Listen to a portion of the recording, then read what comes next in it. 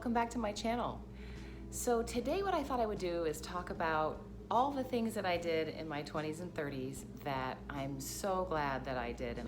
So the first thing I want to talk about is exercise and exercising, regularly and consistently, and different types of exercise. I started exercising consistently when I was 19. Before that, I was a gymnast and I did, some ballet and that sort of thing. But, consistent exercise, doing some cardio and weights and yoga, Pilates, things like that. All those types of things really do help with so many different aspects of your life. It gives you energy, it increases your circulation, it helps with preventing veins. I know, like my grandmother, she had pretty bad veins in her legs, and I don't have that, and I think I attribute it to the consistent exercise that I've been doing over the years.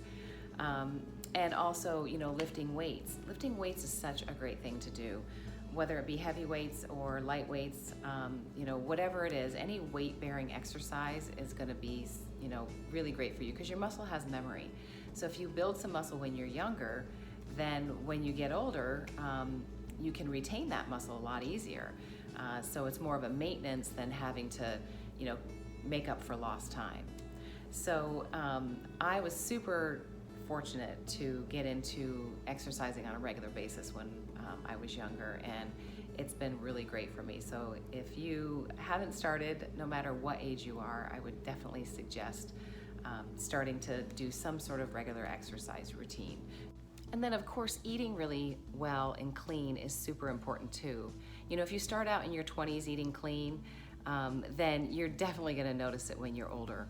I think you can, not only is your weight gonna stay consistent and at a good level, but also it's gonna help with your skin, it's gonna help with your energy level, and it's definitely gonna help with any type of autoimmune or any type of diseases. I mean, if you feed your body clean food, meaning organic food, closest to its natural form, and you know what you're eating, and you know what a carbohydrate is, and what proteins do for your body, and fats and sugars, I mean, it's really, really important to understand what you're eating.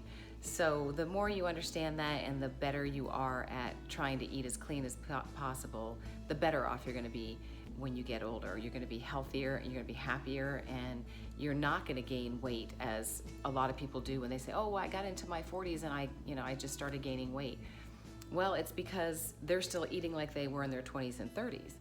But for me, I could never eat like whatever I wanted. I had to always watch what I ate, and I did start at a young age, and it really has paid off for me now.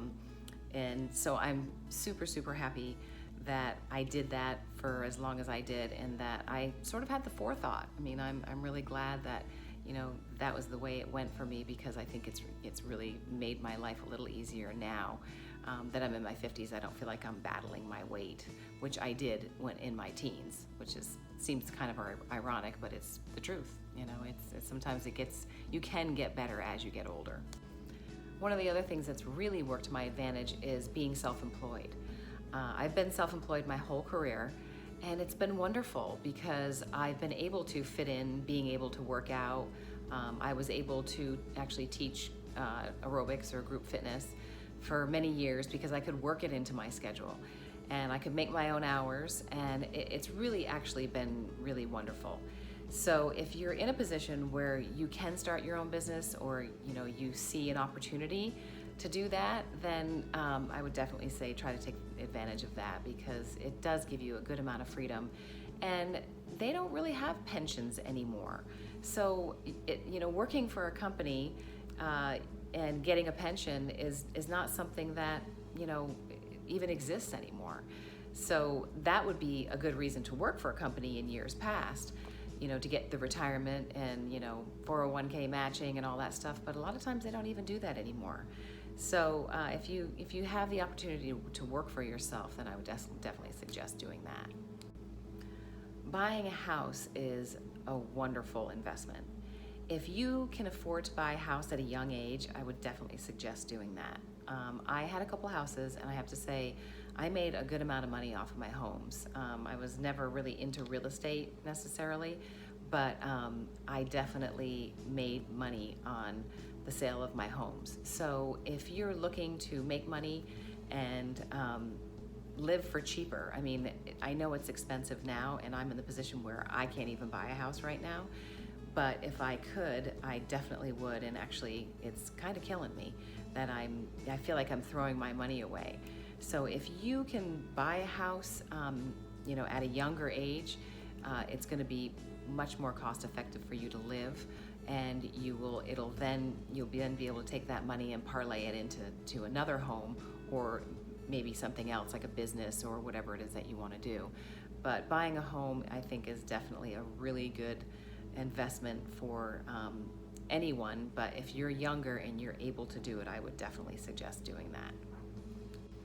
So one of the other things that I've been doing for many years, and I'm so glad that I've done it, is wear a bra to bed.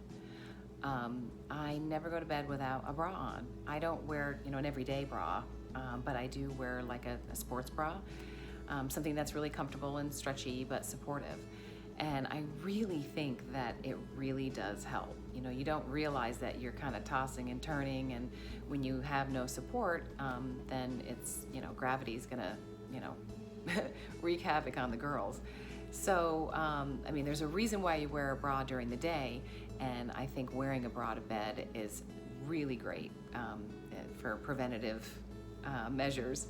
So if you haven't started doing that, I would definitely say try to start wearing a comfortable sports bra to bed, and I think that you'll really be glad you did when you're my age. So some of the beauty things that I've done, I think, have really helped too. You know, if you take care of your skin at a young age, then you're more likely to have really good skin at an older age. And of course there's genetics, and you kind of get what you get, and you have to kind of deal with it. I don't personally think that I had great genetics with my skin, but I've always taken very good care of my skin, and I feel like if I hadn't done some of those things, then I probably would have been a lot worse off. So some of the things that I've done is, you know, I've always washed my face before I go to bed. I never go to bed with makeup on. I've always been really good about that. But I've always had to take care of my skin because I had more acne when I was younger too. So then I started using Retin-A. So if you're not using a retinol product, I would definitely suggest that you might start sooner than later, because it really does help build collagen. It's a rapid exfoliator, so it gets off, you know, the dead skin cells, but it's also helping to build collagen. And it also keeps your skin clear of breakouts. So it has a lot of different benefits to it. So if you're not using a retinol product, I would definitely suggest that you start. There's some really good ones out there, and it, you know, nowadays it's not that expensive anymore. It used to be a lot more expensive when I was younger, and it was only by prescription, but it's not really like that anymore. So if you can start using a retinol product, that would be a great thing to do. So then the next thing that I really suggest that you do, if you can, is use a really good sea serum on your skin. Sea serum is so awesome to use because it really does, you know, retard the free radicals from breaking down your cells. And, you know, truthfully, there's not a lot of really good years that you're gonna be able to look good, because you go from your teens and, you know, you have acne typically, and then you get into your 20s and you start looking a lot better, and then you get into your 30s and then your late 30s, and before you know it, you start worrying about wrinkles. And you know, so you go from one problem to the next, and you really only have a good 10 or 15 years of easily looking good. So if you can start using a sea serum, that will really help prevent, you know, premature aging. And then along with that, like if you're using the retinol and you're using the sea serums, then you should definitely be using a really good sunblock. Sunblocks are super important. I mean, the sun is so harmful to your skin, and it is the #1 cause of aging. So if you can get a really good sunblock, and I talk about all of these products on my channel, so if you have any questions, you can definitely refer to a different video with regard to skincare. But you know, a sunblock is really important. I will not walk out of my house without sunblock on. I don't care, you know, if it's hot or cold, raining or sunny, what season it is, I am always going to wear sunblock every single day. So, and even when if I'm just going to run to the gym, I before I leave my house, I put a sunblock on, and then I come home, and then I wash my face, and I take a shower and wash my face, and then redo the sunblock again, because it's that important to me. If you're the type of person that has some facial hair and you're tweezing on a daily basis, I would definitely suggest getting electrolysis. I did that. That's how I got into electrolysis as a career, but I started messing with my hair, and before I knew it, I had, a problem on my face, and I am so glad that I dealt with it at a young age instead of having to tweeze my face all those years. So there is a solution, and you can get your face fixed if you do have a problem. Then also, like eyebrows, if you're tweezing your eyebrows every day, then it's probably better just to go in and have some electrolysis on your eyebrows. You don't need to do complete shaping of your eyebrows, but you can at least do the ones underneath that you're never going to want, or the ones in between, or the ones above your eyebrows that you're just going to tweeze out for years. Because I know styles change, and you don't have to get them real sculpted, but at least get the hairs that you're never going to want, so every day you can wake up and every day your eyebrows look clean and pretty. Then also there's laser treatments for hair removal on your body that I think are awesome. I've been doing electrolysis for 30 years, and I did a lot of my body areas with electrolysis, and it's not really necessary to do that anymore. So if you want to get rid of bikini line hair or underarm hair, or your lower legs, and never have to shave your lower legs again, laser hair removal works so well on your body. There's absolutely no reason not to do it unless you can't afford to do it. But it's gotten so much more affordable now because there's so many laser places, and they all have to kind of lower their prices a little bit. So if you can do laser on your lower legs, your bikini line, your underarms, you'll save so much money over the course of your life, because you're not buying razors and you're not spending the time having to shave all those areas. And so sometimes people wait until they're 50 years old to have their lower legs done, and you're like, oh my gosh, if you'd only had that done in your 20s and 30s, then all this time you wouldn't have been having to spend money on razors or taking the time to shave. So laser hair removal on your body is really a wonderful thing to have. And I haven't shaved my legs in about 20 years, and it's just been so wonderful. And anything that laser doesn't kill, electrolysis can. So if you had some laser on your body and you had a couple hairs left under your arms, you can go in and have some electrolysis treatments, and that would definitely remove any of the unwanted hair, so that you don't have to deal with it anymore. Then the other things that are great for your skin for maintenance, that are preventative, are peels and laser treatments. There's some really great treatments out there that you can get that will really help, keep the dead skin cells off and also build collagen. But the thing with laser treatments, though, which no one ever told me, and I wish they had, is that if you're going to have a laser treatment on your face, ask the technician to cover your eyebrows with a tongue depressor, because like my eyebrows are pretty dark and they're easily killed by a laser light. And no one really ever told me that, and I've noticed over the years that my eyebrows have gotten thinner even after I had electrolysis on them, so I didn't have to tweeze them. But you do kind of have to be your own advocate, and start out small with laser treatments that are less invasive and more fractionated, but do things on a regular basis if you can, at least once or twice a year. Either do a peel or a laser treatment, and I think it will really help keep your skin young, and then when you're my age, you're not going to need to get a facelift or anything like that. It'll help with not only the overall clarity of your skin, but also the laxity. Your skin's not going to be as laxed as it would be as if you hadn't been getting laser treatments. So it's not going to fall as much as it would if you had never done anything like that before. So the next thing I want to talk about is BOTOX. BOTOX is the fountain of youth. Some people, you know, are really against Botox, but I would say probably 80% of the population is pretty much, you know, like on the bandwagon of Botox.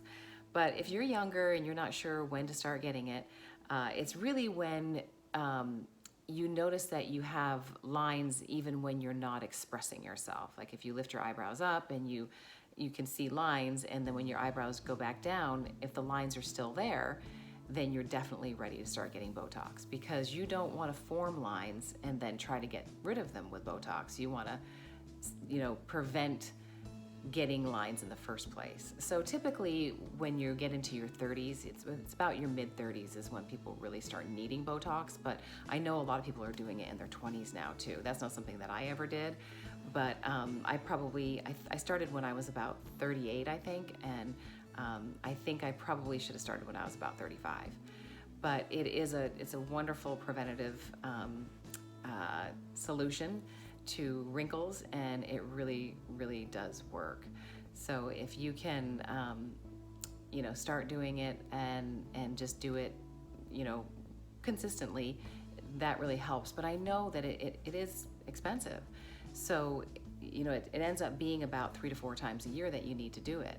But I tell people, you know, if you feel like you can't afford that, then I would suggest doing it right before the summer, because the sun is, you know, causing you to squint. So if you do it then you're not going to form those lines because you're not going to be squinting. And then before Christmas, because you want to, you know, take a lot of pictures and you want to look fresh and pretty. So that's a great time to do it too. So I would definitely say, you know, if it's something that you're not able to afford, you know, 3 or 4 times a year, then try to do it twice a year. And those are the 2 times that I think are the best. So these are some of the things that I did in my younger years that I'm so happy that I did. It just, you know, it's made my life so much easier in my 50s. And I look back and I think, oh my God, you know, thank God I did those things. So just remember, you know, consistency with anything is the key. If you can be consistent with whatever it is that you're doing, you're definitely going to have a really great result, and it's going to be wonderful for preventative measures, but also getting you where you want to be. So hopefully you got something out of this video. I feel like, you know, there's a whole circle of things that you need to take care of throughout your life, and as you get older, it's not going to get easier. So if you can have a little forethought and do some preventative things, I think when, you know, you get older, then it's going to be, you know, just a little bit easier. I hope you liked this video. If you did, please give me a thumbs up. And if you haven't subscribed, please subscribe. And if you know anybody who would be interested in the topics that I talk about, please share it with them. And we'll see you next Tuesday. I hope you guys all have a good week. Bye-bye.